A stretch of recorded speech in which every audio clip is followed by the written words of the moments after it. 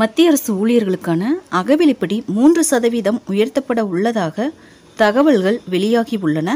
தற்போது 55% அளவில் வழங்கப்பட்டு வரும் அகவிலைப்படி ஜூலை 1 முதல் 58% உயரக்கூடிய வாய்ப்பு உள்ளதாக அதிகாரப்பூர்வ வட்டாரங்கள் தெரிவித்துள்ளன. 7வது ஊதியக்குழுவின் அடிப்படையில் ஒவ்வொரு 6 மாதங்களுக்கும், அதாவது ஜனவரி மற்றும் ஜூலை மாதங்களில் அகவிலைப்படி திருத்தப்படுகிறது. இது நாட்டின் நுகர்வோர் விலை குறியீட்டின் அடிப்படையிலாக கணக்கிடப்படுகிறது. தொழிலாளர் பணியகம் சமீபத்தில் வெளியிட்டுள்ள 2025 ஜூன் மாத நுகர்வோர் விலை குறியீட்டு எண்ணிக்கை 145ஆக பதிவாகியுள்ளது. கடந்த 12 மாதங்களின் சராசரி குறியீட்டு எண்ணிக்கை 143.6 என்று கணக்கிடப்பட்டுள்ளது. இதன் அடிப்படையிலேயே அகவிலைப்படி 3% உயர்த்தப்பட உள்ளதாக கூறப்படுகிறது.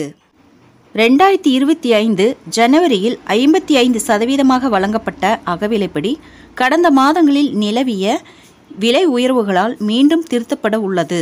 ஜனவரி முதல் ஜூன் வரையிலான விலை குறியீட்டு மதிப்புகள் தொடர்ந்து அதிகரித்து கடந்த ஜூனில் 58.17ஆக உயர்ந்தது.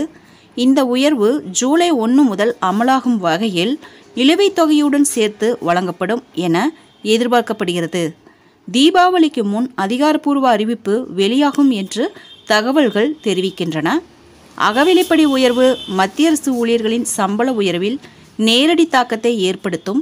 இதனுடன் பயணப்படி மற்றும் வீட்டு வாடகைப்படி ஆகியனவும் அதிகரிக்க வாய்ப்புள்ளது.